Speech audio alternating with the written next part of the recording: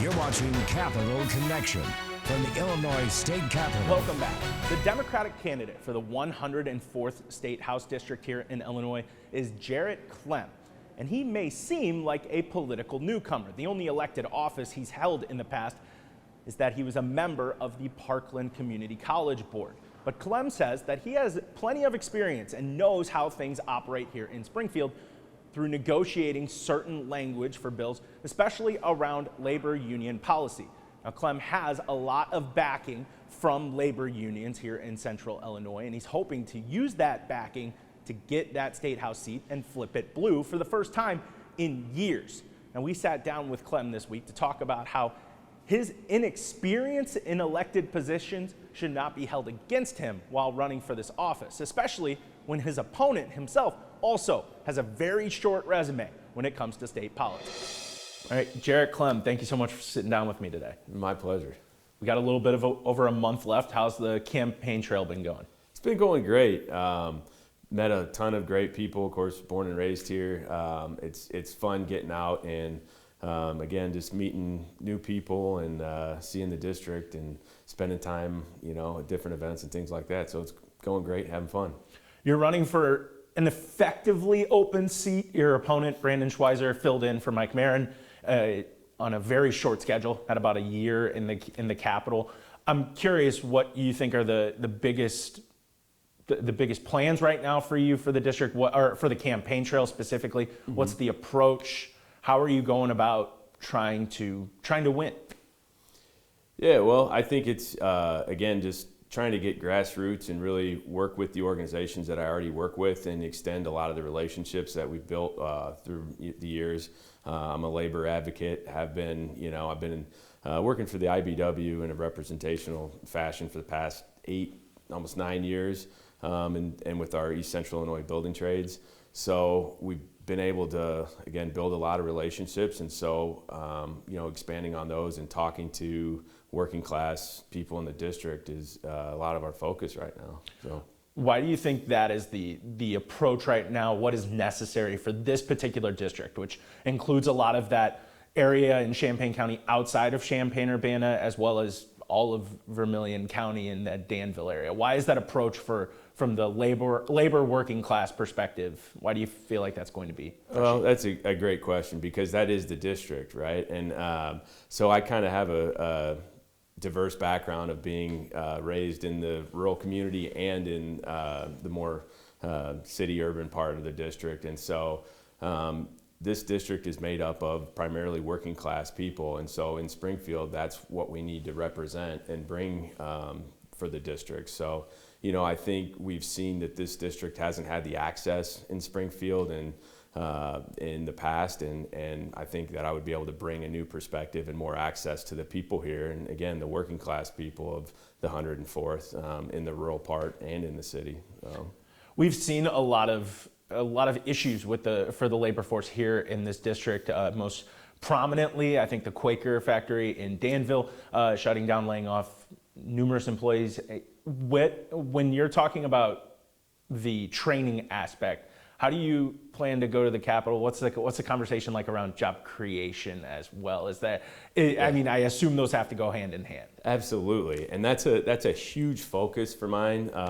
And before campaigning or wanting to run for office, education and training has been my passion. So I sat on our training committee for the IBW, and I'm on the Parkland Community College board. And the reason I did that was education and training, trying to give people not just a path to the middle class, but a career instead of a job. And we do that with occupational vocational training. So when you look at, we're going to have to create economic development, specifically in Danville and Rantoul. Those are two areas where economic development is going to be key, and part of that is going to be training. And when you sit down with companies, manufacturing industry that want to bring their facilities and things like that there, they want a trained workforce. And they want people that are going to have the skills, to do that. So I also sit on the Champaign County Workforce Innovation Board, and the focus on that is to sit down with employers, figure out what they need for jobs and training, and then take that with partners, maybe in the trades or at the community college level, and build those programs to give employers what they need. So we've done that. We're creating more pre-apprenticeships, things like the Highway Construction Careers Program at Parkland is phenomenal. It gives young learners and people re-entering the workforce the ability to go try out different things and in the workforce and figure out what they like, and then we can expand on that and try and help them get into those fields. So there's just a ton of programs that are being started, but we could really expand on that. Apprenticeship style program. So we talk about an apprenticeship is an amazing way to learn. You take somebody that's experienced and you put them with somebody new and you let them work together, and that's an efficient way to teach people how to get in the workforce. But we need economic development. It has to happen, and we need somebody that's got experience in that, and that's where I think I could really help the district. If you were to win, you would be one member of what is expected to still be a supermajority for the Democratic Party in both chambers. And I'm curious, coming in as a potentially new legislature, what would your approach be to getting that seat at the table and advertising this area of the state as a proper place for these opportunities to go? Because we're seeing the state invest in community colleges, where Governor Pritzker just this past week announced a new manufacturing initiative. But it's one thing to have all these resources, it's another to actually bring them to the community. Absolutely. So another awesome question, because I think we're well suited in this area to bring that. But part of it is, if I could move into the legislature as a Democrat, you're going to have access that a Republican doesn't have. As you said, it's a supermajority. We have both houses, and if we can get that access, I think that will help us bring the resources that we need to the district. But you've got infrastructure here that isn't set up like other places. Number one, you've got a pipeline to Chicago with I-57. You've got rail. You've got great, Rantoul is an example of great infrastructure from the base. There's water, there's sewer, there's power. There's all the things that you need in a direct track to getting to Indianapolis, St. Louis, Chicago. So we're geographically well suited to expand and grow in this district. And I think, we could get to the legislators, show them the needs of this district, and that we're willing to work with anybody. I'm very bipartisan, I'm very moderate, and, but based on needs and the ability and the geographic location of this district, I think we're well suited to get the resources here. How quickly does that process need to go, especially when we're talking about the Vermilion County side of this district? With those layoffs, with those problems, people aren't going to hang around and wait for opportunities. They're going to go to where they can find work in those situations. How quickly does this process need to go to, grow that community? It should have started, years ago. It really could have been implemented a year ago, maybe, but it needs to happen immediately.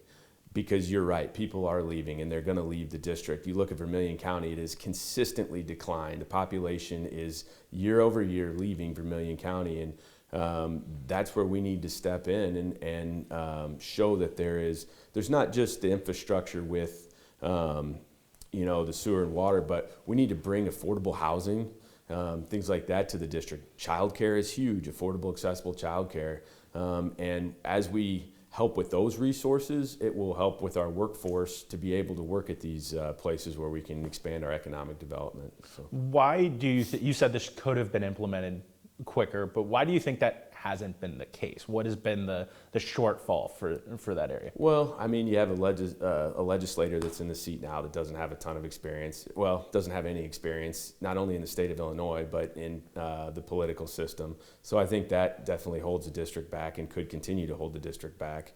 But, there's been a kind of a neglect, I think, to some of the jobs and economic development in the district. And now that we're seeing huge employers leave because of that, there's focus on it. Well, the focus should have been put on it a while back. But you mentioned your opponent's inexperience in the seat. You yourself haven't held an official elected position for state legislature or local office. What experience are you bringing to the table that maybe he doesn't have? Yeah, so I've worked in Springfield with legislators on a variety of issues, and Scott Bennett being a friend, I worked with him on energy legislation, Mike Marion in the seat before. We worked on energy legislation with CEJA and FEJA. And so working kind of on behalf of organized labor and the IBW, we were able to, negotiate a lot on those bills, specifically other energy legislation. We continue to work with the legislator on, but I spent a lot of time in Springfield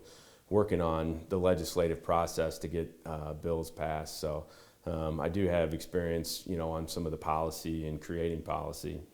This seat has been pretty solidly red over the last decade, and I'm curious what makes you think that a Democrat candidate like yourself can break through in this particular election. Well, I'm not a highly partisan person. Like I said, I'm very moderate, but I'm born and raised here. I'm from this area. I know this area. We farm. I had fed cows this morning before I came to work. And we're a working class family. My wife works full time. I work full time. We understand the district, and I don't think that the majority of the people in this district are highly partisan people. I think they believe in the candidate, and that's why I think we have a good shot of being successful, because it's not about the Democrats or the Republicans or the partisanship of the seat. It's about the people that live here, the hardworking families that need the representation that I could bring in Springfield.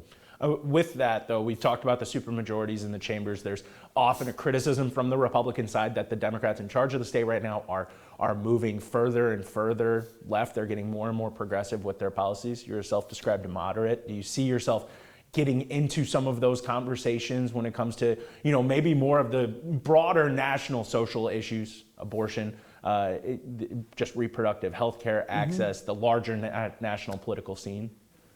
Yeah, I mean, that's a good question, because it's something that we talk about when we're out canvassing and talking to voters. And could you see yourself getting pulled one direction or the other? And I think, I am who I am. I've been shaped into the person and the candidate that I am, and I don't see myself really shifting from a moderate view. But when it comes to things like abortion and those issues, my stance has always been the same way before I was running. That's a woman's right, and that's health care, and that's between a physician and a female, not up to a politician. But I've been pretty steadfast in most of my views and opinions, and I don't see those changing, especially in the political world. I could have gone into a couple more in that list off that I was making. Obviously, there's been a lot of conversation around the state's handling of the Safety Act and the criminal justice system. You mentioned your friendship with Scott Bennett. He was vital in negotiating the changes to that bill and propping that up. What have you thought about the framing of that approach the state is taking to this, and how that kind of moves forward? Yeah, that's a good question. I didn't spend a ton of time on the Safety Act. I know I talked with Scott, a fair amount through that process, but we were talking about energy legislation and other things. So, I don't think it's a perfect bill and all, and it would probably need more changes in the future, but I just don't have a ton of, I don't know too much in the weeds on that one. I guess just for the last month here, what's the home stretch look like for you? I know that I've talked with some people who have been kind of surprised with how quiet this race has been, given the money that's in it right now. You yourself have a pretty decent bank you're sitting back on right now. I'm curious what the final push looks like for you, as with an open seat, name recognition is going to be a big player.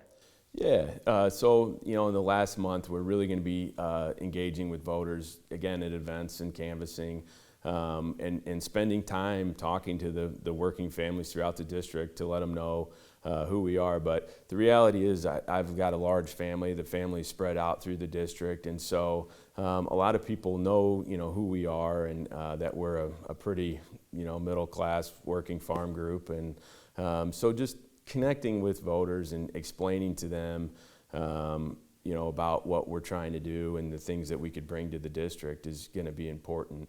We are going to be continuing to do some outreach through mail and digital, the regular sources. But for me, what my focus is going to be on is trying to just talk to voters and spend time, listening to what their concerns are and talking about ways we can help. So I still have a job and a family though, so I was trying to spend time with our kids and I do enjoy, working around the farm and stuff like that too. So we're going to try and keep that in there just to keep sanity. So. All right. Well, Jarrett, Clem, thank you so much for sitting down with me today. Thank you. I appreciate it. When we come back, we'll take a look at more headlines from here in Illinois and from the national campaign trail. We'll be right back.